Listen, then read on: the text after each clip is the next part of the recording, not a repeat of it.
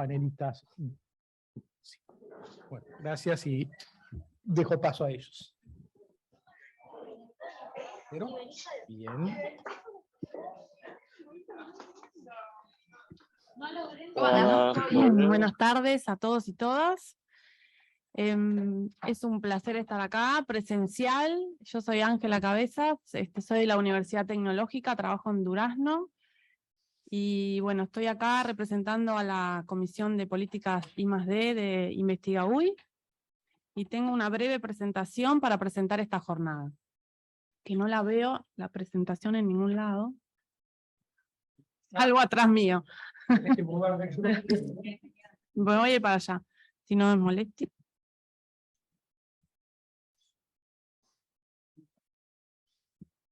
Bueno, el conversatorio está enfocado hoy, es el segundo conversatorio, está enfocado en el tema presupuesto y financiación de la I+D. Y bueno, esto, un poco comentar que estas jornadas que venimos realizando, tanto el conversatorio pasado como es unas actividades que llevamos adelante como Investiga UI, donde creemos que es necesario que los investigadores nos tomemos un tiempo para reflexionar sobre ciertos temas. En particular, hoy vamos a reflexionar y conocer las ideas de nuestros socios, de los asociados a Investiga UI respecto a este tema en particular, que es el de hoy, que es financiación y presupuesto de la I+D. Un poco introduciendo el tema brevemente, porque después vamos a tener dos expertos que van a profundizar. Simplemente si miramos en la región y en el mundo el porcentaje de PBI que los gobiernos destinan a la financiación de la I+D, podemos ver que hay países que destinan más del 1% de su PBI a la I+D, y esos son los países que en general tienen mayor índice de desarrollo humano. No tengo puntero para señalar, pero ven ahí la diferenciación en el mapa con los colores. Los colores más oscuros son los países que destinan mayor porcentaje, y los más claritos los que destinan menos. Y si vemos Uruguay, Uruguay invierte tan solo 0,4% de su PBI en I+D, y por eso está en ese color clarito que lo vemos en el mapa. Un poco más de números, si miramos la región, América Latina, comparado con el resto de las regiones, está un poco por debajo del promedio mundial, con un 0,7%, y si vemos a Uruguay en relación con otros países, podemos ver que estamos por abajo de Argentina y Brasil, que son países de la región, y también podemos ver que hay países como Israel y Corea del Sur que destinan más del 4% de su PBI en financiar la I+D. Además, Uruguay es considerado un país de ingresos altos en cuanto al PBI per cápita, pero su inversión porcentual en I+D no alcanza a la de países de ingreso medio bajo. Eso lo podemos ver en la gráfica. Uruguay está marcado en negro y estamos por debajo de la curva azul, que serían los países de ingreso medio bajo.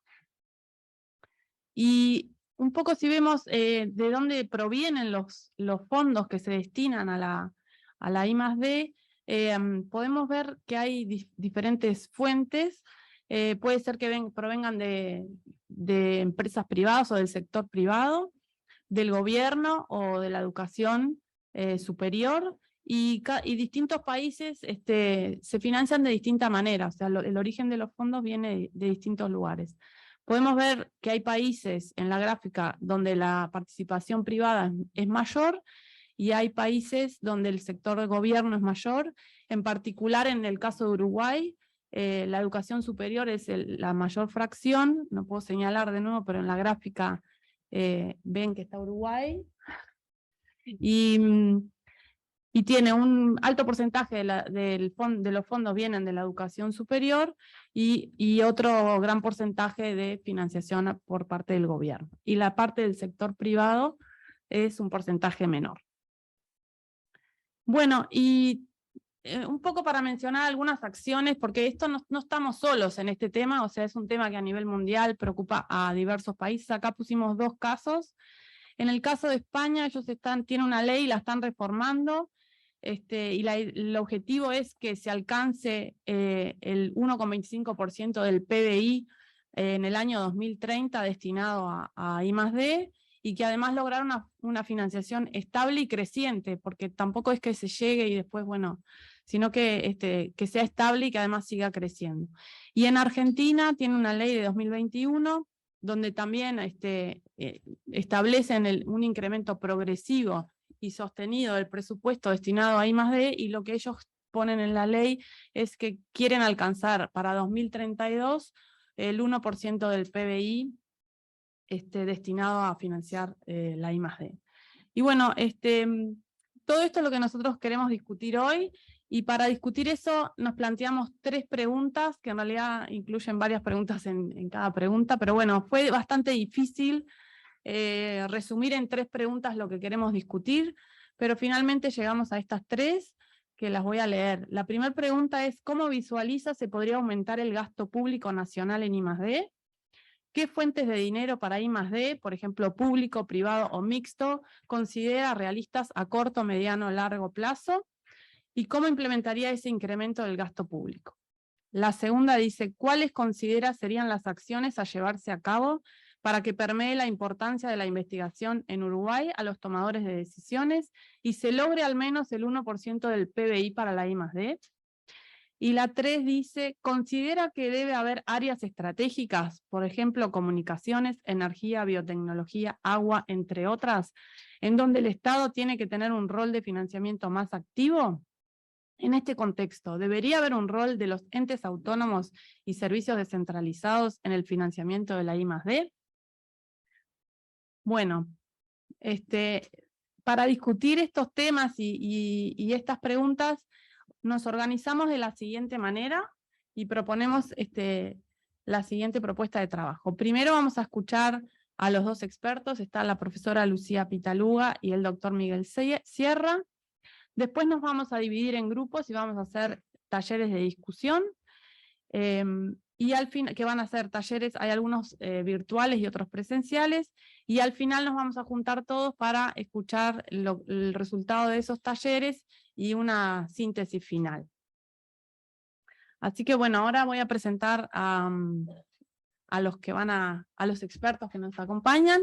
Está la profesora Lucía Pitaluga, que es magíster, economista e investigadora del Instituto de Economía de Facultad de Ciencias Económicas y de la Administración de la UDELAR. Es ex asesora de la Dirección de Planificación de la Oficina de Planeamiento y Presupuesto y del Ministerio de Industria, Energía y Minería. Es docente de las materias Teorías del Desarrollo Económico, Economía de la Innovación y Taller de Prospectiva Estratégica en la Facultad de Ciencias Económicas y la Administración y en la Facultad de Ciencias Sociales de la UDELAR. Y después vamos a tener las palabras del doctor Miguel Sierra, que es ingeniero agrónomo, gerente de Innovación y Comunicación de INEA, expresidente CONICYT de 2018 a 2021, integra el panel internacional de evaluación de impacto de la red CERCA de Institutos Catalanes de Investigación y el equipo coordinador de prospectiva científica de Fontagro. Así que, si se arriman los expertos, empieza Lucía.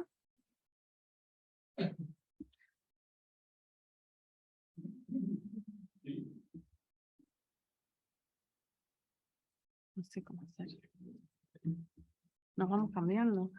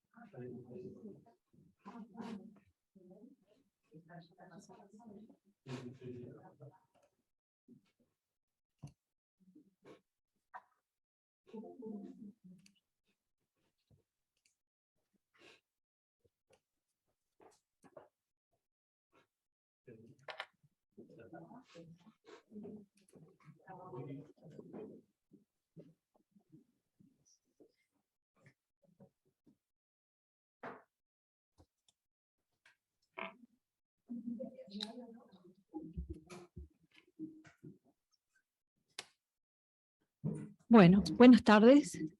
Un placer estar acá, presencial, y a los que están en Zoom. Primero, muchas gracias por esta invitación en este tema que las organizadoras me dirigieron hacia dónde ir en este tema tan grande como es el presupuesto y financiación de la investigación y desarrollo, ¿no? Entonces, bueno, acordamos que yo voy a tomar un tema que es el tema del financiamiento privado, entre comillas, porque después vamos a ver que es un poco más amplio que solamente las empresas privadas. Y esto es lo que voy, esperen. Sí, ahí. Y este es el esquema que les voy a presentar. Primero, algunos datos, los que Ángela ya mencionó, pero me querría detener en unos datos también de fuente UNESCO. Después voy a hablar de cómo captar, cómo anclar inversión privada para la investigación y desarrollo.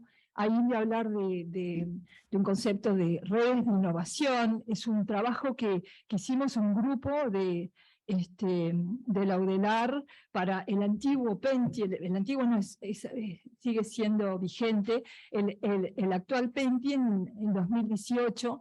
Y lo que es interesante, me parece, es que ese trabajo después inspiró a algunos instrumentos que implementó la ANI, y entonces esos instrumentos ahora, desde el 2019, se juntaron en uno solo. Entonces yo pude obtener alguna información de la ANI, de esos 3 instrumentos que inspiraron esa consultoría que hicimos para el PENTI, para ver qué pasó y algunas reflexiones no muy profundas. Yo, a diferencia de Carlos Bianchi, que anda por ahí, no estoy en estos temas actualmente, no son mis temas de investigación en el Instituto de Economía, pero la verdad que justo redes de innovación es increíble, casualidades, es algo que vamos a usar en un proyecto que nos aprobaron en la ANI del Fondo María Viñas, a un grupo en el Instituto de Economía, o sea que en realidad mágicamente los temas vuelven,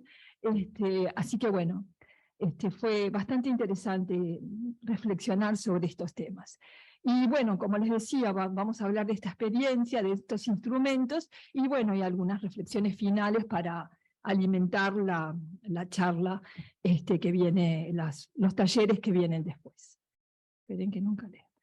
Primero, solamente para tener en cuenta, Carlos ya mencionó este libro de Edquist y Borrás. Creo que es un libro que vale la pena cuando se está pensando en temas de política de innovación, vale la pena leerlo y tenerlo. Y acá pido disculpas que no lo traduje, pero entre las 10 actividades clave del sistema de innovación, y ahí se las señalé, una es la provisión de investigación y desarrollo, y la segunda es el financiamiento de esas actividades que llevan a la innovación. Entonces quiere decir que ya estamos hablando de un tema absolutamente relevante, o sea, en 10 actividades clave, 2 es el tema del taller de hoy. Esto ya lo presentó Ángela, entonces yo esto lo paso directamente y me voy a esta gráfica que también presentó Ángela y que no tengo puntero también. Pero lo señalé a Uruguay en la flecha amarilla. ¿Y por qué me quiero detener acá y por qué les dije privado entre comillas, ¿no?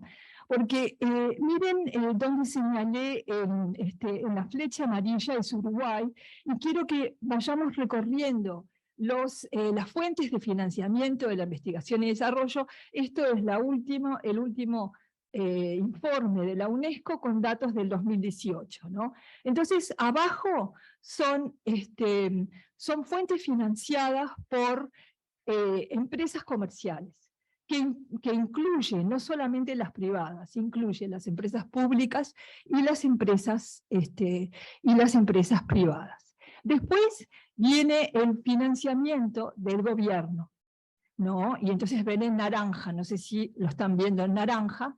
Luego viene el financiamiento de la educación superior, que la universidad.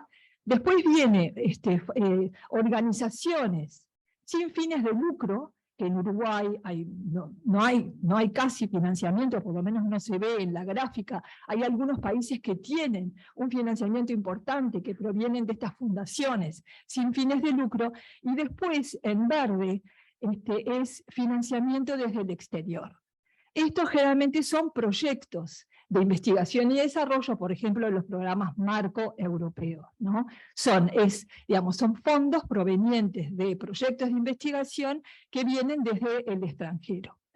Hay una cosa muy interesante en los datos de Uruguay, que es que el financiamiento de línea está metido adentro de la parte naranja, que es el gobierno, ¿no? Y en realidad el financiamiento, una parte del financiamiento de línea, yo tengo unos datos acá, pero Miguel va a hablar en algún momento de eso, el financiamiento de línea viene en parte por un impuesto a las empresas.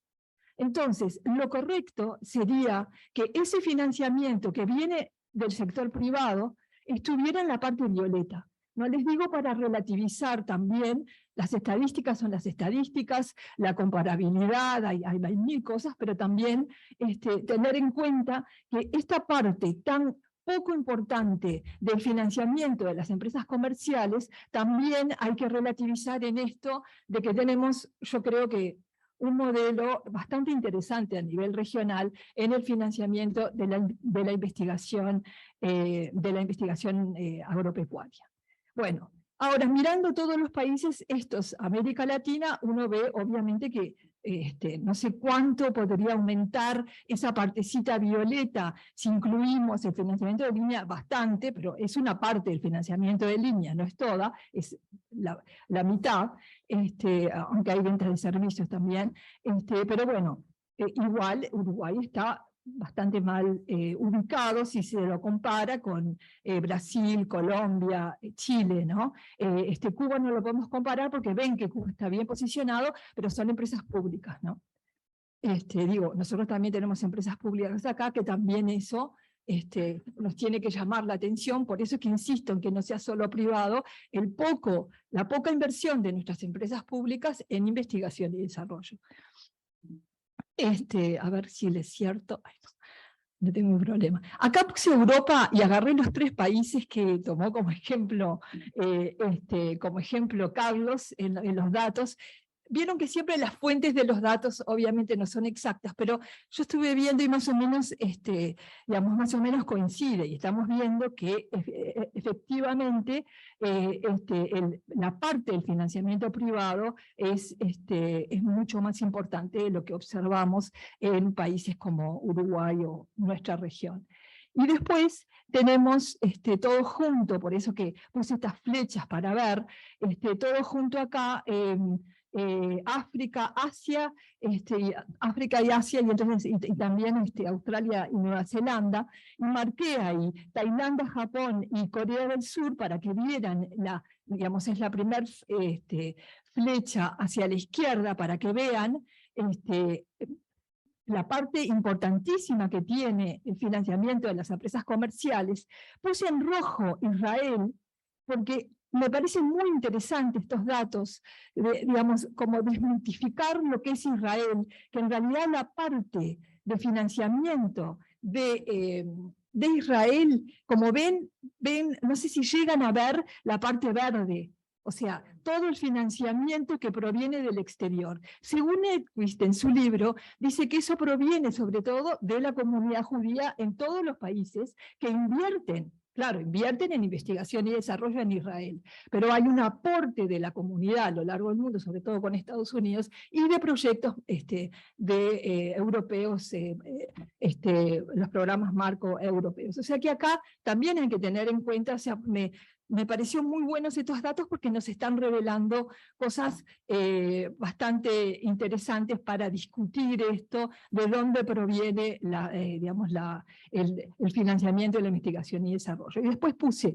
Australia y Nueva Zelanda porque siempre nos importa esos países por una similitud de la estructura productiva, y como ven de vuelta, la parte violeta es notablemente importante.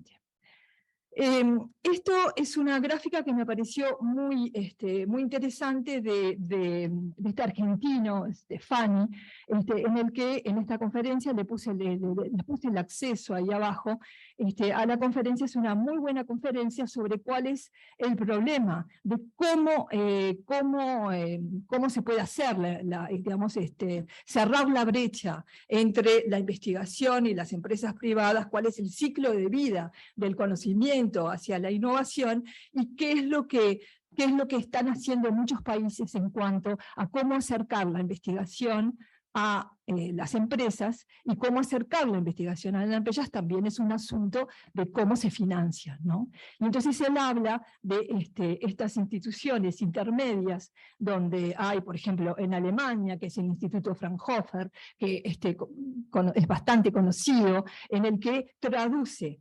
Y ahí ya empezamos con estos conceptos. Traduce desde, digamos, un conocimiento que está elaborado y generado por investigadores e investigadoras a un lenguaje que entienden los empresarios y empresarias. Estos son como instituciones intermedias, son públicas, privadas, públicas y privadas, son instituciones de traducción, ¿no? de generación de eso, generación de esa, de cómo se cierra la brecha entre dos mundos tan diferentes que no se puede pretender que dialoguen directamente, aunque sí, por supuesto que puede haber diálogo, pero generalmente el problema son los horizontes temporales, son los objetivos, ¿no? Y entonces esto es lo que creo que es bastante interesante.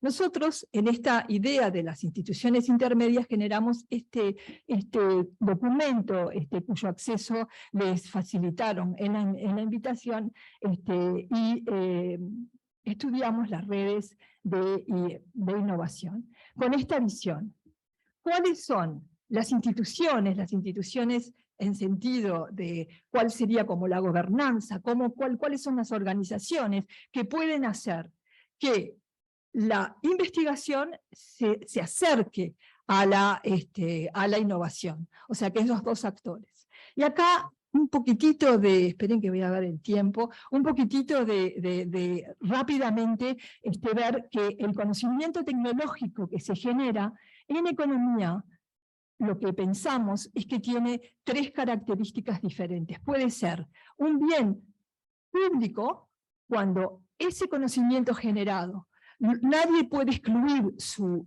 utilización, y además todo el mundo lo puede utilizar al mismo tiempo. Eso es un bien público. También puede ser un bien público semipuro, cuando todo el mundo lo puede usar, pero yo puedo excluir en su utilización a través de los derechos de propiedad intelectual. Y también puede ser un bien privado, o sea, nadie se entera, es un bien mío, yo lo excluyo, o sea, me lo quedo en secreto. Entonces, cuando uno razona en términos de generación de conocimiento y cómo es su teoría económica de ese conocimiento, tiene que ir viendo estas características.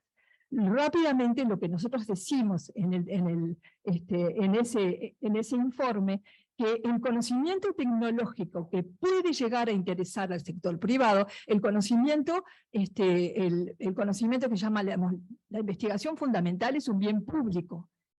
Cuando se habla de un bien público semipuro, estamos diciendo que el conocimiento se puede usar por cualquiera, es no rival siempre, pero yo puedo excluirlo. Lo puedo excluir a través del derecho de propiedad intelectual, o lo puedo excluir creando redes. Y en ese caso, estoy generando un conocimiento y al mismo tiempo excluyendo a un pequeño grupo de individuos, de organizaciones, y ahí se genera lo que se llama un bien club, ¿no? Y el bien club, o sea, es un conocimiento que todas las personas o todas las organizaciones del club lo pueden utilizar, ¿no? Pero al mismo tiempo es exclusivo para ese club. Y eso son redes. Y entonces uno puede generar ese conocimiento y además genera una innovación abierta, porque el conocimiento es complementario. Diferentes actores de la red tienen diferentes funciones. Entonces tenemos estos nodos acá, ¿no? Que son actores públicos y privados involucrados directamente en el proceso de innovación, que se comunican a través de flujos de innovación, ¿no? En estos diferentes nodos, con diferentes funciones. Unos generan, otros utilizan, ¿no? Y entonces estas redes son estas instituciones intermedias. Y entonces hay lo que llamamos catalizadores, o sea, hay actores que no tienen funciones directas en la red, que están operando sobre la red. Por ejemplo, financiar las actividades. Eso es un catalizador. Permite que fluya el conocimiento, ¿no? O también formación de recursos humanos, o facilitar las conexiones a través de traductores, ¿no? O negociadores, brokers, ¿no? O sea, negociar no tienen por qué ser ni las empresas ni los investigadores e investigadoras los que tienen que hacer esas funciones. Entonces hay en estas redes donde fluye conocimiento, donde se genera, ese conocimiento tiene esa capacidad de ser no rival entre los del club, pero solamente para el club, ¿no? Se genera eso que se resuelve, el dilema del conocimiento, es en lo que hablamos, y se generan estas redes, ¿no? Esto es lo que nosotros propusimos como forma de acercar a los generadores de conocimiento a los que utilizan ese conocimiento para una utilización concreta que es, para que sea útil tanto en el mercado como en la empresa, como los usuarios, ¿no? No hay una sola forma de que sea útil ese conocimiento. Y acá, bueno, hay diferentes casos, lo pueden leer en esta PPT, o en el tomo, pero voy un poquito rápido porque creo que ya estoy llegando. Y acá les pongo los 3 instrumentos de la ANI que se inspiraron en este trabajo. Y entonces seguramente muchos de ustedes los utilizaron, y entonces está esto de promoción de alianzas, las redes tecnológicas y los centros tecnológicos. Lo interesante es que algunos, creo que esa alianza se empezó en el 2010 y terminó en el 2019, ahora la ANI juntó los 3 instrumentos en uno solo, ¿no? Entonces, pero lo que uno puede ver desde el 2010, que empezó alianzas, 2013 empezaron los centros y las redes, por ahí también uno por lo menos puede ver qué pasó con eso. O sea, ¿qué pasó? Obviamente, yo no hice una investigación, yo no pude ver qué pasó en términos sustantivos. Lo que yo pude ver es cuántos proyectos se aprobaron y cuánto en este mecanismo de capturar fondos privados que puede ofrecer las redes, es cómo acercar al sector privado a la investigación, a través de esta forma de gobernanza que son las redes. Entonces acá lo que a mí me interesó es pedirle información a la ANI de cuáles son los proyectos que se aprobaron, cuántos se aprobaron, cuánta plata puso el Estado y cuánta plata se ancló del sector privado. Anclar quiere decir cuánta plata se trajo para estos proyectos. O sea, como ven, es una forma de acercar al sector privado a financiar la investigación y desarrollo. Y entonces, bueno, tenemos las alianzas, que eran asociaciones, o sea, pedían que fueran actores del sector productivo y actores del sector de I+D, y que armaran una alianza, ¿no? Y ahí les puse las condiciones de financiamiento, es decir, 70%, máximo 70% de subsidio.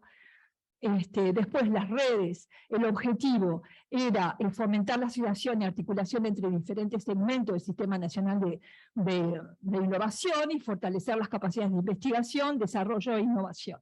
Y de vuelta, 70% era el máximo del subsidio y también con un monto máximo en términos. Y después los centros son centros que tienen como objetivo contribuir mediante el desarrollo tecnológico y digamos, un estilo de instituto, digamos, del Fraunhofer Institute, ¿no? Entonces, en este comparativo, en este lenguaje que yo les decía de bienes privados, de club y públicos, cada uno de los instrumentos se proponía generar diferentes tipos de club, de bienes. De bienes estamos hablando de ese, qué bien genera ese conocimiento, ¿se acuerdan, no? Entonces, en las alianzas se generan bienes privados. Quiere decir que es un bien que no es, digamos, que es solo de la empresa, ¿no? Y, digamos, y una parte de la investigación. En las redes digamos, el objetivo era crear bienes club, quiere decir que solo de la red, o públicos. Y en los centros se podían crear privados, de club o públicos. Y los instrumentos se proponía generar ese mecanismo de relacionamiento entre los actores del sistema de innovación para generar diferentes bienes, ¿no? Y entonces acá les puse, porque esta es información por el acceso, la ley de acceso a la información, o sea que les puse, no quiere decir que les vaya a ir uno por uno, pero les puse esta información en la PPT para que quedara accesible, ya que pedí esta información para esta presentación. Acá están todos los proyectos del 2013 al 2019 que se aprobaron a través de los centros tecnológicos. Acá están todos los proyectos que se aprobaron de las redes tecnológicas sectoriales y las alianzas, ¿no? Están todos los proyectos, desde él. Y entonces, ¿qué es lo que, digamos, yo tomé el monto comprometido porque no pude acceder, pero porque se equivocaron en la ANI y no llegó a tiempo, al monto efectivamente gastado, ejecutado, ¿no? Entonces lo que uno tiene es el monto comprometido por la ANI, ¿no? Y digamos, el monto apalancado por la organización.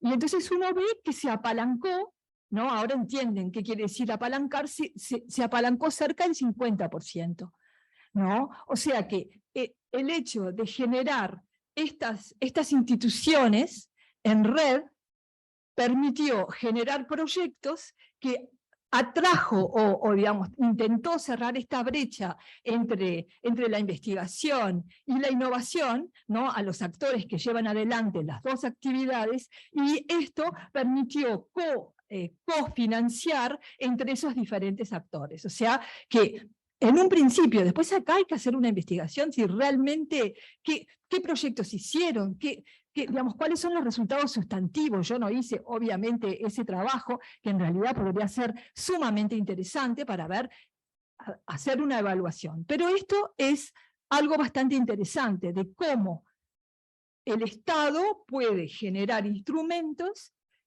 para hacer que estas redes funcionen con el objetivo de que fluyan esos conocimientos, ¿no? Esos diferentes nodos se acerquen.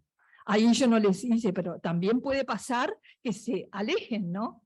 También puede pasar, ahí hicimos en el trabajo algunos ejemplos.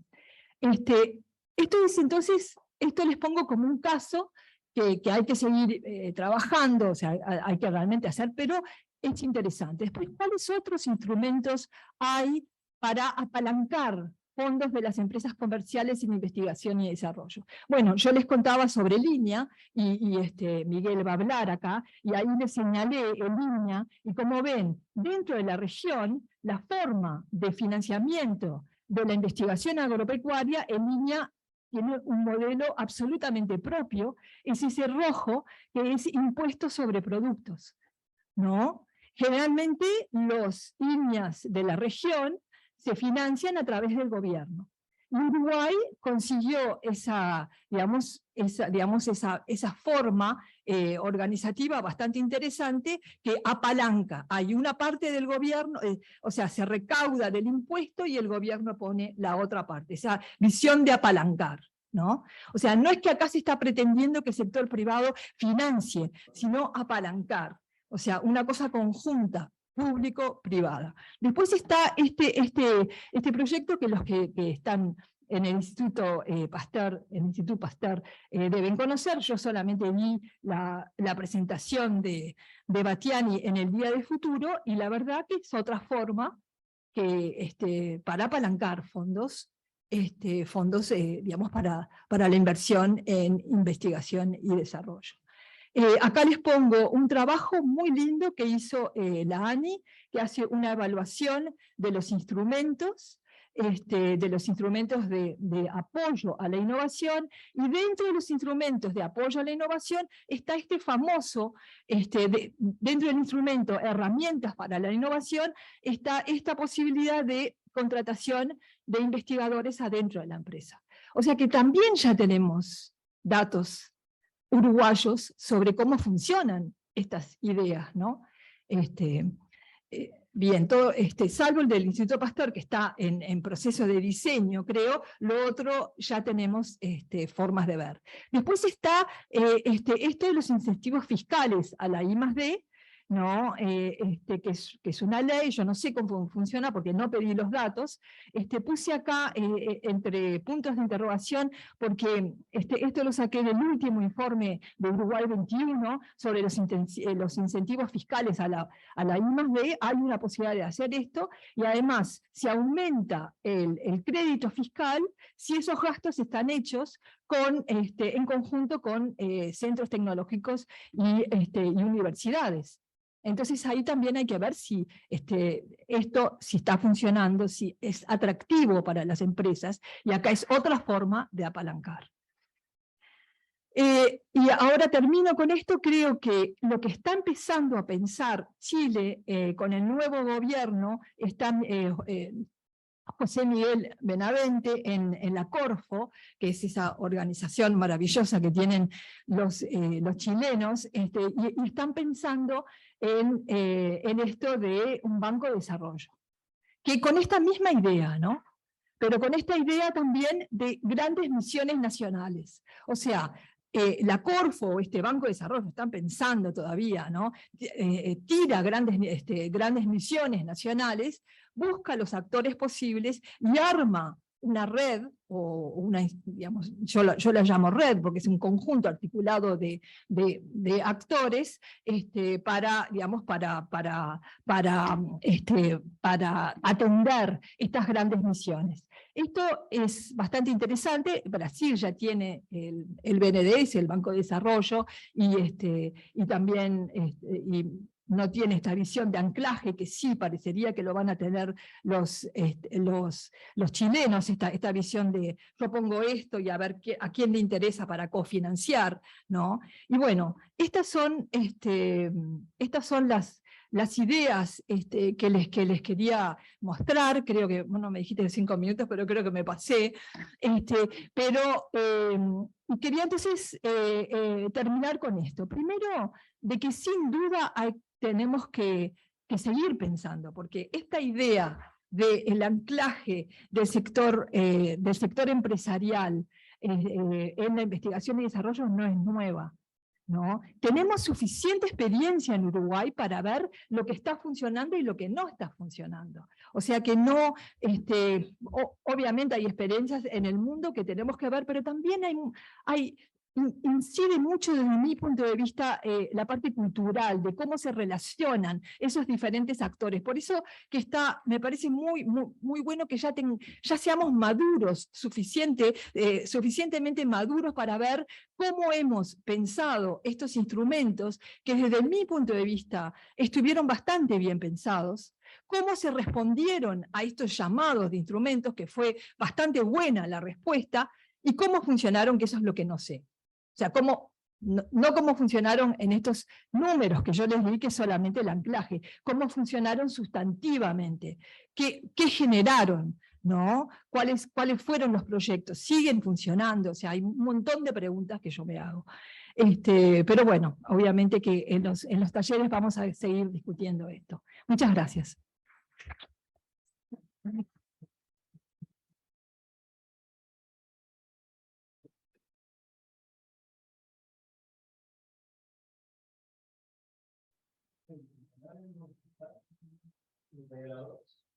Ah, no está puntero, pero es. ¿Y ese?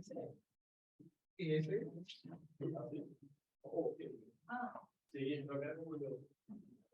y ahí tenés el sustentador, ¿verdad? Sí, ahora.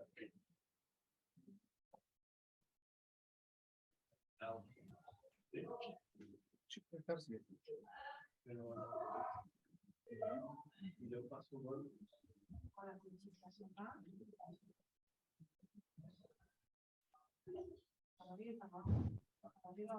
Bueno, primero que nada, buenas tardes a todos. Agradecer la invitación, a mis amigos allá que vivan en el público y un gusto estar aquí. Vamos a tratar de combinar temas más cualitativos con temas de datos. Yo no sabía cuál era la presentación de Lucía, por tanto algunas cosas que nos pisamos y otras voy a tener que aclarar que no las tenía presentadas desde el inicio, pero lo tratarán. Este es un poco el recorrido de la presentación. Vamos a tratar de vincular lo que yo llamo ciclos de credibilidad, visiones y desafíos, que está algo de Lucía, de Chile y otros países que están trabajando en visiones. Vamos a ver nuevamente cifras, capaz que podemos ver también en otros aspectos. Visión holística de las políticas, que también está justamente el documento de Borrás Kit y algunos mensajes finales. Lo primero me parecía importante esto. El año pasado estuvimos en el Parlamento, se hizo una movida bien interesante por parte de varios investigadores de ustedes, con Leo Lago, que está bueno reconocerlo, se grabaron como 300 videos reclamando presupuesto, para que vean que el presupuesto también es parte de una lucha y una concientización de la sociedad y los políticos. Nadie le va a regalar nada y no van a conseguir mayor presupuesto si no hacen una conexión con la sociedad. Habitualmente, a nivel de laboratorio, este es un sociólogo de la ciencia, Don Lin, plantea que ustedes están en este ciclo que hablan ustedes y todos nosotros, a nivel individual, de equipo de investigación o de instituto. Uno genera artículos, vamos a arrancar por acá, eso tiene sus lectores, genera un reconocimiento, eso se recompensa de alguna manera, se obtiene subsidios, fondos de financiación, se fortalece el equipo humano y el equipo de infraestructura, se generan nuevos datos, se requieren argumentos, y eso es un círculo permanente, que ustedes trabajan en un ciclo, pero que hay que fortalecer y abonar sobre los demás. Este ciclo trasciende a lo que es el laboratorio, o debería trascender. Ustedes tienen que a su vez ganarse la pelea dentro de la comunidad científica, con otros ministerios, acá pongamos que hubiera un ministerio de tecnología e innovación, o un ministerio de educación y cultura, la ANI, etc. Tiene que pelear a nivel del gobierno para que no de los fondos acá y no vaya al transporte, vivienda, etc. Y tienen que también ganarse la legitimidad a nivel de la sociedad. Y eso me parece que es muy importante. ¿Cómo? Y yo creo que hay como, ustedes trabajan en 5 ámbitos, quizás usemos mucho énfasis en las limitaciones arbitradas, y está bien, conocimiento certificado, pero ustedes forman gente, generan equipamiento, materiales, modelos, participan en debates públicos sobre distintas temáticas, generan bienes colectivos o bienes de políticas públicas, y actúan, como lo planteaba recién muy bien Lucía, en redes de innovación con actores públicos y privados. Y ustedes tienen el desafío que esto vaya equilibrado, y que tengan capacidad de actuar en esos ámbitos como persona, como equipo de investigación, o como instituto, o como comunidad científica, como investiga URI, y saber comunicar lo que uno hace en cada uno de estos ámbitos, buscando la credibilidad. Acá está la descripción de cada uno, lo vamos a ver algunos ahora. Pero es trabajar esos 5 vértices. Generalmente uno pone mucho énfasis en los KPI, los indicadores clave de desempeño, que es cuántas publicaciones, tesis, patentes, proyectos de investigación, startups que crearon, que está bien, nos movemos en este ámbito. Cada vez nos estamos moviendo más para justificar a nivel social el impacto socioeconómico que generamos. Cómo mejoramos la competitividad, si creció el empleo, temas de salud, temas de ambiente, temas de territorio, cada vez nos vamos moviendo cada vez más desde el output que se dice al impacto, que eso es lo que generamos a nivel de sociedad y de territorio. Y eso lo van a tener que comunicar ustedes, nadie se lo va a comunicar por ustedes. Y esto parece alejado, pero si no hacemos esto bien, la pelea con los es como la pelea de titanes. Y uno va con un alfiler. Entonces acá, los sistemas de ciencia, tecnología e innovación, yo creo que se están alineando todos por misiones. Tuvimos una experiencia muy buena del COVID, yo digo, ahí hubo una misión por espanto. El tema es que hay una misión con una ilusión, con un proyecto de transformación. Acá nos juntó la muerte, que estábamos ahí, el borde, sobre todo de madera, todos. Y ahí hubo un alineamiento de todo, de las empresas, de la investigación, del Ministerio de Salud Pública, etc. Un círculo virtuoso que en Uruguay generalmente no se da, que es ciencia, que genera tecnología, que tiene una demanda concreta, en este caso del Ministerio de Salud Pública, es una demanda privada. Pero ese ciclo veremos que en Uruguay se cierra muy pocas veces de forma virtuosa. Los desafíos lo ha dicho Ricardo Pascale, lo ha dicho Luisberto, lo ha dicho Gabriel Porciles, la tendencia lo ha dicho Carlito Bianchi, lo ha dicho Rama del Banco Mundial. Uruguay tiene este tipo de desafío. Sí o sí, tiene que agregar y capturar valor en su economía, tiene que eliminar la pobreza y reducir la desigualdad, y tiene que atender los aspectos ambientales. Y esto de forma simultánea. Ya no corre más de arrancamos con los mayas hoy, después vemos cómo derrama el resto, no. Tenemos que ir a la vez. Esa red de innovación, las redes de transformación tienen que asumir este tipo. Tampoco lo ambiental es un efecto colateral. Lo ambiental tiene que estar en el diseño de las redes desde el inicio. Entonces, y eso ustedes también lo tienen que empezar a incorporar. Yo creo que la comunidad científica tiene que ser parte, lo que estuvo acá, de coaliciones transformadoras. El Uruguay hay que transformarlo y el mundo de la investigación tiene que ser parte de un universo más amplio, y no hablo de partidos políticos, hablo de comunidad en general, investigadores, científicos, políticos, etcétera, en todo el territorio. Esto, para abordar esto, sí o sí tenemos que dar un salto a la sociedad de la ciencia, la tecnología y la innovación. Quiero que lean este libro de Ricardo Pascale, el Prueba del Impulso, del año pasado, con muchos datos. Creo que da un soporte muy importante a la ciencia, la tecnología y la innovación. También este trabajo de Andrés Smith, todos estamos deslumbrados de Silicon Valley. Hay una enferma, te digo, una delegación nueva para visitar el Silicon Valley y queremos hacer el Silicon Valley de Tacuarembó, de Flores, camino errado. Silicon Valley hay uno solo. Se da en ese contexto, en esa realidad, con esas universidades, con ese tejido empresarial, con ese capital riesgo, con esa cultura de la startup de fracaso y tengo una red atrás que me banca. Eso no existe en otras partes del mundo. Por tanto, sí puede haber un modelo de startup y de I+D, pero también hay otras fases, otras etapas que pueden generar también empleo de calidad, y en todas hay ciencia, tecnología e innovación. No solo en este labor hay ciencia, tecnología e innovación. Para hacer prototipos de ingeniería también se requiere, para hacer un buen producción y montaje también. No tiene el mismo glamour, pero son tan o más importantes, y este señor lo demuestra. La experiencia en el mundo, Silicon Valley hay una, y luego hay un montón de países que han sabido integrarse en distintos eslabones de las cadenas globales y nacionales de valor, y han construido sociedades prósperas o más prósperas de lo que tenían antes. El otro tema también se dijo, tenemos un complejo en relación al tema del Estado. Nos comieron la cabeza, el Estado de lo público es todo ineficiente, ineficaz, costoso, burocrático. No, hay de todo. Como en el mundo privado, en el mundo cooperativo. La crisis financiera del 2008 era un banco, recontra privado, recontra power, todo el coaching, y fue un desastre. Entonces, no nos comamos la partida. Sí hay problemas en el Estado, pero el Estado, sin el Estado y en nuestras condiciones de otros países, si no tenemos un Estado que invierta en ciencia, tecnología e innovación, y les recomiendo leer el Estado emprendedor y el valor de lo público de Mariana Montesato, estamos en el orden. Y esto también requiere política de Estado, esto requiere visiones a 15, 20 años. Todos los países que se transformaron no lo hicieron ni en un periodo de gobierno, ni en 3 años, ni en 4.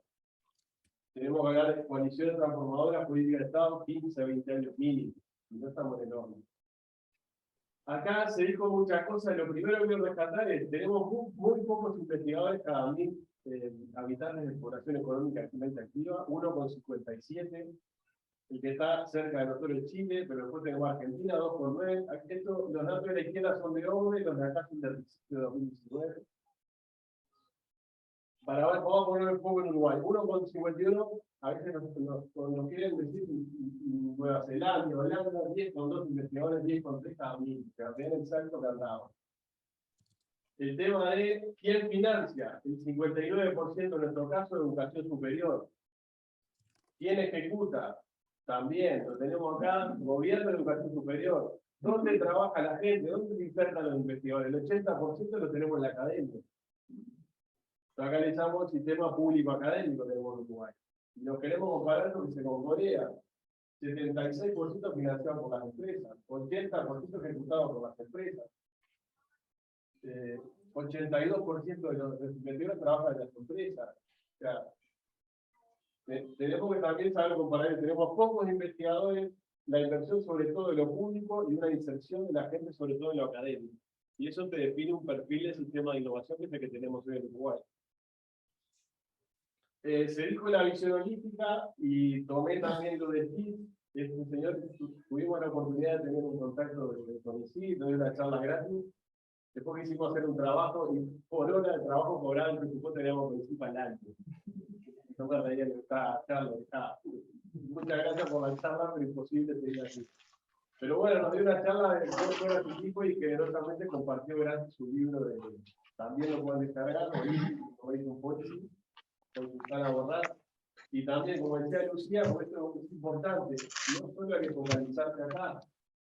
Obviamente el mundo de ustedes está bien y tienen más dinero para ir más arriba para investigar, pero tiene que haber demanda, tiene que haber organizaciones para desarrollar nuevos campos de innovación, tiene que haber buen diseño de las redes, tiene que haber gestión de la propiedad intelectual, reglamentos, lo que sea, por ejemplo, todo el tema de los bioinsumos, ¿no? Que hay varios aquí, y varios colegas que están acá en desarrollo.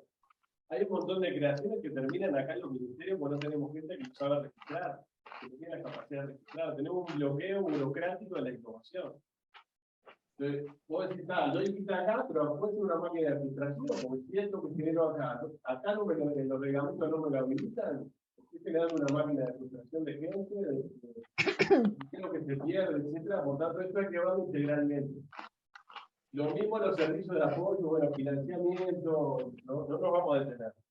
Acá van a ver después que en cada caso de los traductores, de algunos, bueno, en cada uno los problemas y las consecuencias que pueden tener los instrumentos de política de Guadalajara. Acá claramente en Uruguay tenemos niveles inadecuados de inversión en Madrid, no se complementan bien las fuentes, como hermano Manuel Moldes en Policía, y nos decía honestamente, deberíamos ser propios ahora, los incentivos de la ANI para la I+D están mal diseñados. Yo hice en la ANI cosas que me empiezan a hubiera financiado yo mismo. Esos instrumentos debieran estar diseñados de otra manera para estimularme a innovar, desarrollar otras cosas que no. Esa es la renovación del equipamiento, cosas rutinarias que ya iba a estar la empresa de por sí. Pero por eso hay que saber diseñar los instrumentos. Bueno, acá no nos vamos a detener porque siento que ahí lo tienen todo para ver, pero me parece que es bueno ver en cada uno de esos 10 ítems o actividades claves obstáculos y barreras y posibles soluciones. Lo otro, tenemos un sistema que está totalmente, digamos, no está sistémicamente organizado. En el mundo, este es el modelo francés, pero podemos tomar el mundo. Hay algo que genera la política, llámese gabinete de la innovación, llámese Consejo Intergubernamental, llámese Unión Europea, define líneas y marca puntos de financiación. Acá hay actores intermedios, llámese el Ministerio de Tecnología, acá será, no sé, el MECO, lo que sea. Luego tenemos operadores, acá está la universidad, en línea, el IPSE, lo que sea, y después agentes evaluadores. Acá en Uruguay lo tenemos todo mezclado. Acá tenemos organismos como línea o otro que no línea que conozco, que capaz que está definiendo políticas de acción y no tiene una orientación general del país. Tenemos la ANI, que es ser ejecutora de fondos, pasa también a definir políticas. Pero no tenemos un sistema armónico con gente que define orientaciones, que programe la financiación, que haga I+D y que evalúe de forma coherente. Entonces, es un sistema que seamos conscientes que está como raro, digamos. Hasta que no prolijemos la gobernanza, que fue la charla de Carlos la primera, lo tenemos complicado. una de las cosas que siempre habíamos de CONICYT, siempre le entramos a la ANI y le vamos a entrar ahora, pero si vamos consciente que la ANI es un granito, la ANI tiene 38 millones de dólares, el INA tiene 42, el LATU otro tanto, bueno, el INA es como decía Lucía, es el 4 por mil del IMEVA, es la transacción de los bienes agropecuarios, y una parte la aporta el privado, y debería aprobar el público la parte igual, pero el público se congeló de 2015, quedó en 600 millones de pesos. El LATU era 3 por mil de las exportaciones no tradicionales, que ahora es un 2,5, y bueno. Pero acá es muy importante, siempre focalizamos acá, porque no tenemos los números más claros, pero cuando analizamos la inversión que hace Uruguay en I+D, deberíamos contemplar todo esto, y tratar de alinear todo eso. Lo mismo con los acuerdos con los continentes nacionales, BID, Banco Mundial, CONTAG, etcétera. La cooperación internacional, cuando hacemos un acuerdo con China, con Europa, ¿quién está pensando en la agenda de I+D y en cómo eso repercute en el tejido de ciencia, tecnología y empresarial de Uruguay? O va alguien a negociar y capaz que no interactúa con la gente de ciencia, es un experto diplomático en relaciones internacionales, pero no. Estoy seguro que en la cartera de negociaciones no lleva la ciencia, la tecnología y la innovación, o por lo menos su delegación, o gente pesada que conozca el tema y esté en condiciones de negociar con alguien de ese nivel, ¿no? Bueno, acá también ya se vio el conversatorio de Carlos Bianchi, en la primera, la necesidad de gobernanza, y que tenga, bueno, esto. Después sí a la ANI, con el siempre le pedíamos esta información, la tenemos, esto está bueno que ustedes lo tengan, y lo pidan cada tanto, el plan operativo anual de 2021, para que vean acá, el ingreso va a investigación, 39%, el 21% innovación, emprendimiento subió al 10%, y acá ven las acciones sistémicas, que la parte de articulación de redes bajó de manera importante, está hablando del 2%, y un 12% de la parte de funcionamiento.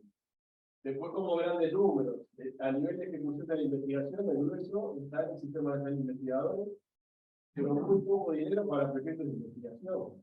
Este es el estudio que ha hecho el amigo de Prieto. Creo que el 80% más de la gente que pasa los controles de calidad en María Viñas y el estable queda sin financiación.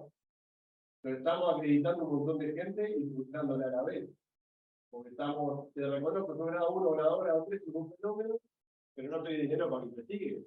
Entonces tenemos que repensar el sistema, como si te clasifico para que juegues, te tengo que habilitar para que la cancha esté prendida y hasta partidos. Si estamos clasificando a la gente y después no tiene proyecto para investigar, esto es muy costoso, porque aparte ustedes del proyecto, les lleva mucho tiempo, es inversión de ustedes, inversión y sistema de evaluación, y después es una máquina de no, de no aprobación. Entonces ahí tenemos como país que resolver. Después los fondos sectoriales también, acá hay que presionar para que seguro van a tener los fondos agro, los fondos de energía, etc. Hay un montón de fondos de salud, que hay que volverlos a activar. El otro grande acá es el importante ISMO, que en un momento se quiso desactivar, y bueno, volvió la comunidad científica, nos movimos todos y se paró por lo menos en el número grande. Después a nivel de becas, el número grande es acá. Existe con la de becas, ¿qué le voy a contar? Que no sepa, y el otro número grande es el funcionamiento del año. Pero para que vean un poco cuando uno va a ir a los números, el pareto, ¿no? El 80% de los recursos se van en 4 o 5 cosas, el resto complementa, ¿no? Acá lo mismo, no vamos a ir al detalle de la innovación, pero le traté de marcar las cifras más grandes para que uno focalice. Obviamente tiene que analizar todo. Si tengo poco tiempo, estoy cansado, tengo por la lupa, tengo que ir al Parlamento mañana a negociar, por lo menos saber dónde se están moviendo los huevos en la canasta para decir, ¿por qué está en esa canasta y lo otro? Argumentámelo, que es lo que nos pasa en el CONICYT. A veces te creía un presupuesto, sí, eso es lo que hay hoy, pero explicame por qué es este número y lo otro, y en base a qué me bajaste una partida y me subiste otra, dame un informe, una evaluación, quién la hizo, dame un argumento. No comerse los números, porque son así, lo trajo un economista y te impone, no. Dame un poco de argumentos y por qué llegaste ahí. Históricamente, bueno, lo decía Lucía, en otros países esto funciona virtuoso, digamos. Se invierte en investigación, se forman personas, se desarrollan tecnologías, se usan las empresas públicas y privadas, se atrae inversión extranjera, se hacen acuerdos internacionales que se trata que hagan sinergia con las capacidades nacionales. Esto genera dinero y se reinvierte en innovación. Esto genera innovación, genera dinero y se reinvierte en investigación. Entonces, ese es el círculo, digamos, virtuoso. Este es el que lamentablemente padecemos muchas veces. Las personas calificadas nos van, generamos tecnología que las empresas no contratan de personas calificadas, no importan las soluciones tecnológicas. Las empresas y el Estado no interactúan con los actores de investigación, no interactúan poco, no tienen capacidad de absorción. La academia, el sector académico cada vez se especializa más y se complejiza más. Y si los cuerpos técnicos de los ámbitos públicos y las empresas no compasan, no hay diálogo posible. Los acuerdos internacionales no hay que favorecer en clave, cosas de última punta, pero que viene a zona franca o a territorio donde no dialogamos con el negocio nacional. Y bueno, después toda la cultura que tenemos de los usuarios, tenemos a todo Punta Derecha, el chat, el coche, no tenemos esa cultura de invertir como el otro lado, capaz de forma más sobria, pero economía más robusta. Me gusta ese círculo, ahí decía frívolo, quedó vicioso. Tenemos a veces una vinculación media frívola con la CTI, queremos estar en lo último, pero no necesariamente lo más sostenible. Como mensajes, a ver, Uruguay sin duda requiere más inversión en CTI, con Victoria lo hablábamos, no sé si el 1%, yo me peleaba. Si es una bandera que unifique, sirve. Ahora, sean conscientes que el 1 hay que explicar cómo es el 1 y no el 2. Y segundo, que si el PBI baja mucho, capaz que estás en el 4% del PBI, pero el PBI es un desastre, se tomó el PBI. Es un equilibrio, creo que unifica y está bien pelear por eso, pero peleen por objetivos y peleen también por montos de dinero. El PBI se mueve.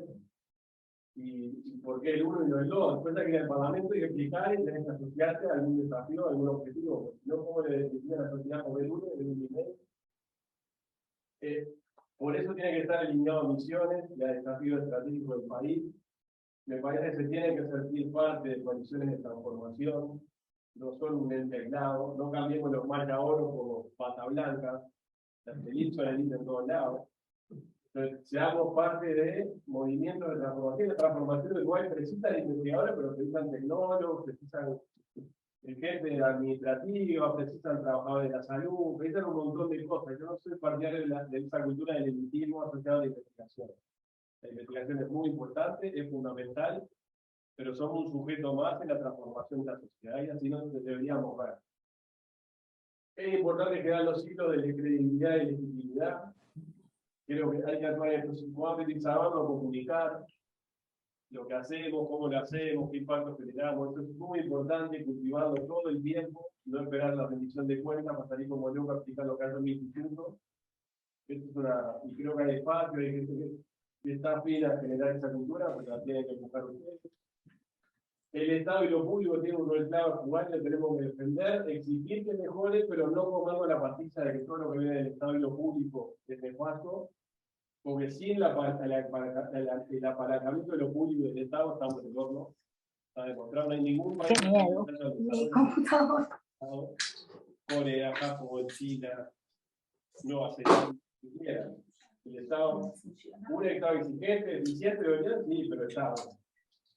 Precisamos crear círculos virtuosos. Tuvimos la experiencia, creo, de la pandemia, que fue muy importante, lo que llamamos el aislamiento de academia, empresa, Estado, y se puede replicar y se ha replicado otras experiencias. Y después lo último, no insistí mucho, porque está bien en la presentación de Lucía, pero se requiere sin duda más inversión privada y mejorar la relación academia-empresa.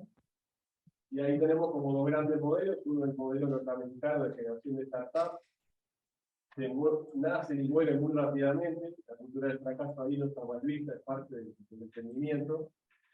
Y otro modelo quizás más el de alemán, que se dijo de Fraunhofer, que son institutos tecnológicos que pivotean entre actores privados y públicos en el acuerdo de largo plazo.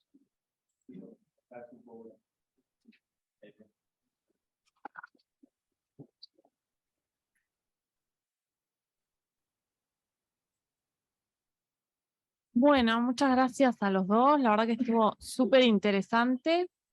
La idea ahora es dividirnos en los grupos para discutir un poco en base a las preguntas disparadoras y en base a los insumos de las 2 presentaciones, discutir en grupos menores para conocer qué pensamos y de todo esto, que es un montón de información. Los virtuales los divide Fernanda, ¿no? O Gonzalo, no sé.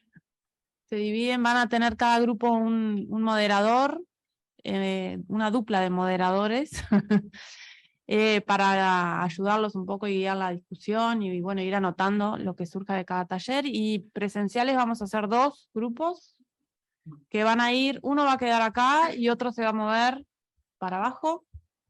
Y nada, creo que esa es la información. ¿Algo más? ¿Me estoy olvidando? ¿No?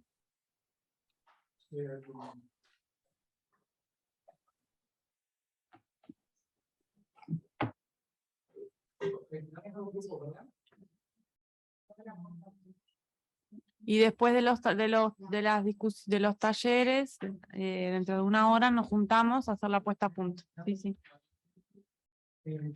Virtuales son 2. Bueno,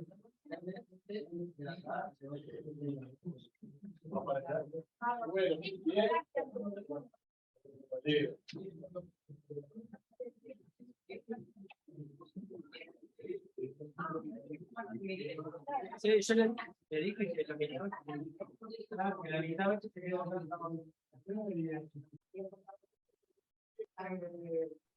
En los grupos principales,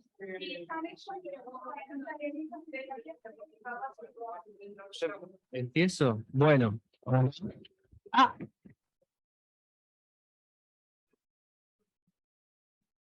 Tiro uno de estos, entonces, yo voy a hacer una especie de síntesis de lo que fue nada, solamente leer un poco los apuntes. A ver, presidenta y secretaria, ahí, con tesorera. Nada, vamos, bueno, somos los mismos que estamos acá, más. Estoy conectado. Hola a todos los que nos miran en el exterior. Saludos a mis padres.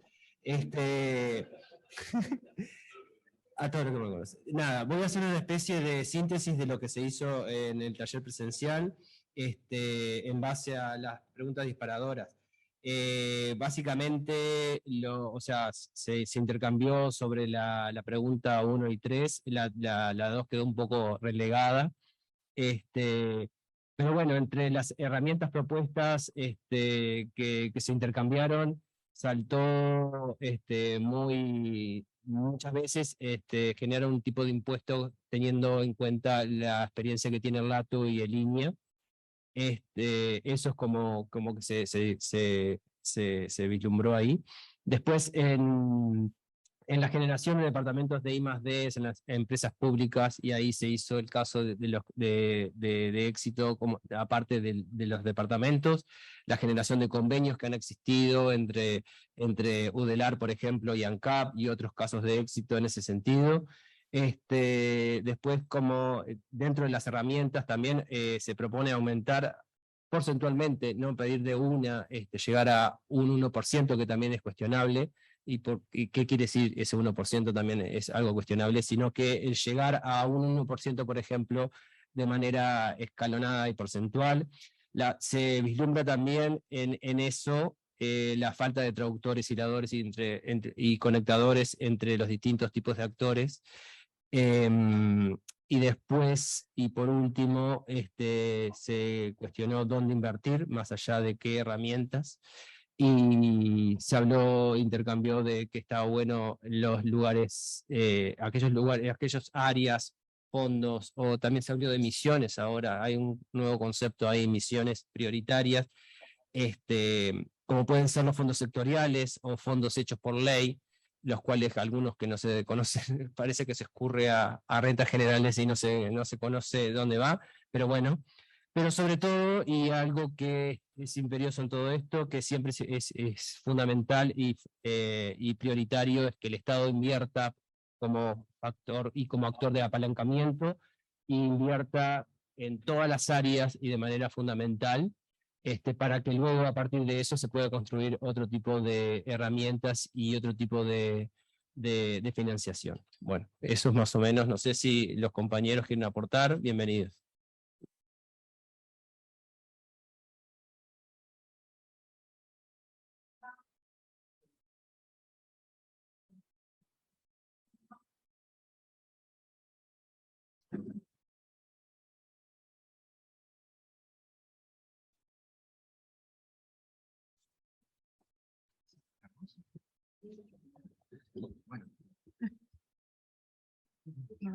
Bueno, en nuestro grupo se conversó largo y tendido en lo mejor que se pudo. Y se conversó de que algunos instrumentos los desconocíamos, o algunos de los integrantes del grupo desconocían los instrumentos que presentaron Lucía y Miguel hoy, y que parecen estar funcionando, que necesitamos empresas que entiendan la importancia de hacer I+D, y que tenemos un bache, una falta de cultura de investigación en las empresas privadas, que debe haber una mejora, se puede hacer en 2 etapas, digamos, una transición, y se proponía, alguien de las ciencias sociales decía que se podía hacer en una etapa de incentivo público, con una fuerte inversión a través de exenciones tributarias o distintos instrumentos, que fuera creando conciencia de los beneficios de generar tecnologías propias, y este ciclo llevaría al menos una generación de empresarios, que son unos 15 años, y el segundo ciclo comenzaría el proceso inverso, donde va retirando de a poco el aporte público e institucionalizando la inversión privada.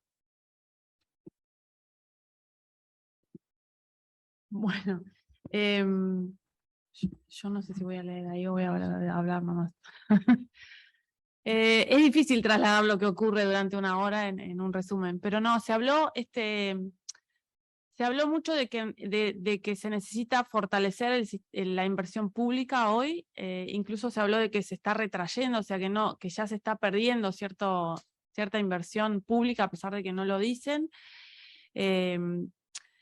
y que en realidad como que primero el Estado tendría que invertir fuertemente, y que las empresas, al ver que el Estado como es apalanca o le da la importancia que tiene a la ciencia a la investigación, los privados como que dijeron se van a subir al carro, como que los privados se van a empezar a dar cuenta. Y después se habló mucho del cambio cultural necesario que hay en la sociedad. En particular se habló de que la sociedad también es la que presiona, en la pregunta 2, ¿no? La que presiona a los tomadores de decisiones, en cierta manera, y que bueno, que hay un trabajo bastante importante en el cambio cultural de todos y todas, ¿no? No solamente de la sociedad en general, sino de los investigadores también, en cómo hacer esa comunicación entre lo que hacemos y la sociedad, y que la sociedad vea lo importante que es, y que de ahí se presione a los tomadores de decisión. Y bueno, es muy, muy fácil de decirlo, pero bastante conversamos un poco de, bueno, cómo hacemos eso, cómo logramos ese cambio. Y bueno, se habló bastante también del rol que están teniendo ahora los comunicadores y la parte de comunicación de la ciencia, que ha ido también mejorando con el tiempo, y que eso también es un trabajo que va a depender un poco de nosotros. Eso es lo último que hablamos y es lo que me acuerdo, pero después, bueno, de la parte de la primera pregunta se habló muchísimo, hubieron varias ideas de cómo instrumentos y cómo lograr que las empresas, sobre todo hubo mucha preocupación de la inversión privada, pero también se mencionó eso de que la pública se tiene que fortalecer para que los privados se sumen. No sé. Sí, creo que lo otro es que es muy importante que comuniquemos mucho, y que lo hagamos de manera profesional, porque hay un montón de herramientas ya de comunicación, de popularización de la actividad científica, pero que además de eso no debemos olvidar que la comunicación es una actividad profesional, y es un área de expertise en el que no todos manejamos, y si bien podemos seguir haciendo la comunicación que hacemos hasta hoy, podríamos apostar también a una comunicación hecha por profesionales del área.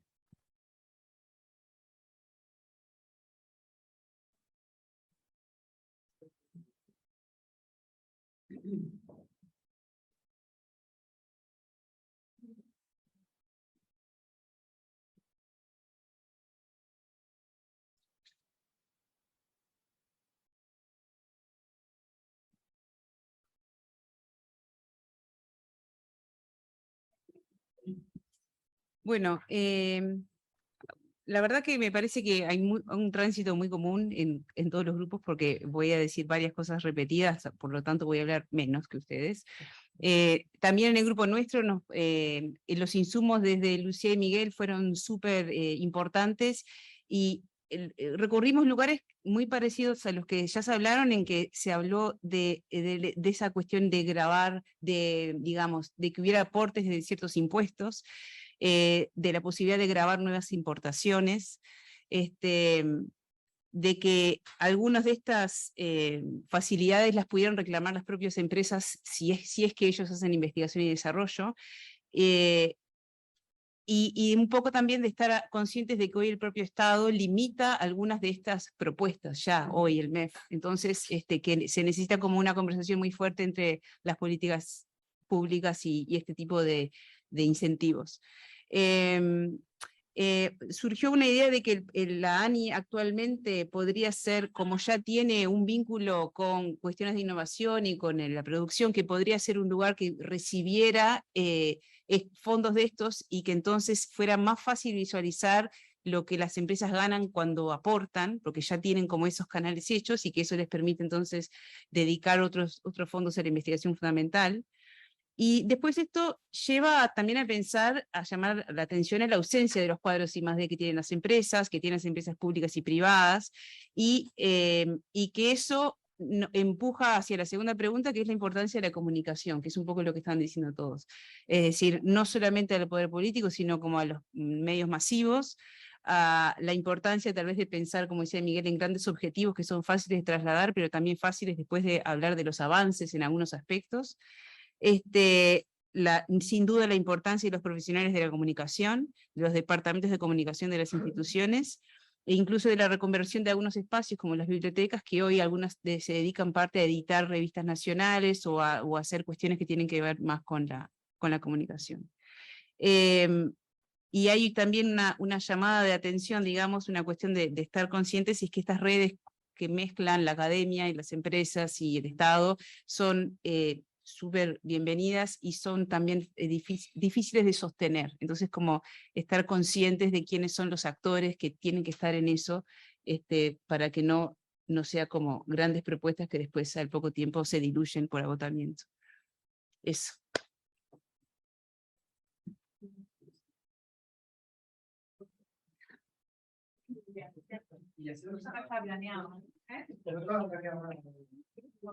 De la cámara, no, dale vos. No, creo que para terminar, digamos, para los que estuvieron en el primer conversatorio, lo planteamos en ese momento y lo fuimos manejando también en las comunicaciones. La idea de estos conversatorios eran que fueran instancias que, además de permitir este intercambio, conocernos personalmente en muchos casos, conocer digo, las propuestas o las reflexiones que tenían algunos compañeros, era también generar una instancia preparatoria de una asamblea de socios de InvestigaUI que pudiera ir fijando posiciones sobre estos problemas que entendemos cruciales digo, para nosotros. Sabemos que se vienen instancias importantes. Ustedes saben que por una parte tenemos la discusión o el análisis que está haciendo por una parte el Ministerio de Educación y Cultura a través de unas consultorías, y también a nivel del CONICYT sobre el PENTI y todo el tema de la gobernanza y la estructuración del sistema de I+D, que fue lo que vimos en el primer conversatorio. Algunos compañeros, bueno, Daniel Prieto por una parte, pero también en representación de otras instituciones, como Cecilia ha estado participando de algunos talleres. Creo que en eso tenemos que seguir avanzando, tenemos que tener una propuesta, por lo menos una idea de cómo comunidad de investigadores, qué tipo de gobernanza, qué tipo de estructuración queremos para la I+D. Y lo otro es que la otra instancia que se viene de gran importancia es la rendición de cuentas, que ya lo hemos hablado acá, lo hemos manifestado en varias oportunidades. Es una rendición de cuentas crucial, es la rendición de cuentas de mitad de periodo, y bueno, por ahora no tenemos indicios muy claros de que se vaya a cambiar la pisada, digamos, o la tendencia que tenemos en estos momentos, que hemos visto en todos planteamientos anteriores de caída en la inversión en I+D. Bueno, para eso es que justamente queríamos tener esta instancia de la Asamblea. La comisión directiva está viendo qué fechas. Una posibilidad sería en los primeros días de julio. La fecha clave, digamos, en ese sentido es que el 30 de junio el gobierno, o el Poder Ejecutivo, perdón, tiene que presentar la propuesta de rendición de cuentas, o sea que para ese momento ya la conoceríamos. No nos va a dar tiempo como para hacer propuestas directamente al Poder Ejecutivo, pero sí va a estar luego la instancia del Parlamento y esperamos, bueno, que ser convocados o por lo menos, digamos, estar presentes ahí en alguna de las comisiones del Parlamento que vayan a tratar este tema. Así que la idea es esta de juntarnos ahí, intentaremos ser más masivamente en una asamblea para ir fijando posiciones. La idea es que estos dos conversatorios sirvieran como insumos, como propuestas, pero que después lo tenemos que bajar a una propuesta en concreto, y eso creo que es el gran desafío que tenemos en las próximas semanas, bueno, por una parte el grupo de políticas I+D, por otra parte la comisión directiva y los socios en general, de trasladar esto a propuestas para trasladar al resto de la sociedad. No sé si tenías algo más para comentar. Los agradecimientos. Bueno. Realmente agradecer a los invitados, a Miguel Sierra, a Lucía Pitaluga, por las charlas increíbles que nos dieron hoy, a todos por asistir, a aquellos que vinieron, se tomaron el tiempo de poder venir en forma presencial, a aquellos que no pudieron y están asistiendo por Zoom. Realmente este tipo de instancias son súper enriquecedoras para nosotros, para, como comentaba Gonzalo, generar insumos y realmente para poder intercambiar y lograr cosas por la investigación, ¿verdad? Que es para lo que estamos acá. Así que, bueno. Y yo me sumo a los agradecimientos a los organizadores de la Comisión de Políticas de I+D. Y quizás unas disculpas, me parece que cabe señalar. Los que estuvimos en el conversatorio anterior, vimos que habíamos podido ofrecer otro servicio, había café, había bocaditos. Bueno, esta vez lo intentamos hacer, pero no lo pudimos hacer por los costos que tenía este servicio aquí, y eso nos dificultó. Entonces, bueno, optamos por hacer una opción más económica de agua y mate. Igualmente agradecer al Centro de Formación de la Cooperación Española por el local, que nosotros actualmente no tenemos un lugar físico, InvestigaWay no lo tiene, quizás en algún futuro sí, pero realmente es bien importante las instituciones que nos aportan esto el día de hoy. Sí, sí, o sea, ese problema no es responsabilidad de la cooperación española, digamos, queda claro. Pero bueno, veremos para próximas instancias. No es el último conversatorio, va a haber más. Seguro. Va a haber uno sobre masculinidades en la academia, estamos fijando la fecha, pero bueno, vamos a seguir reuniéndonos. Nos vemos en la próxima. Muchas gracias.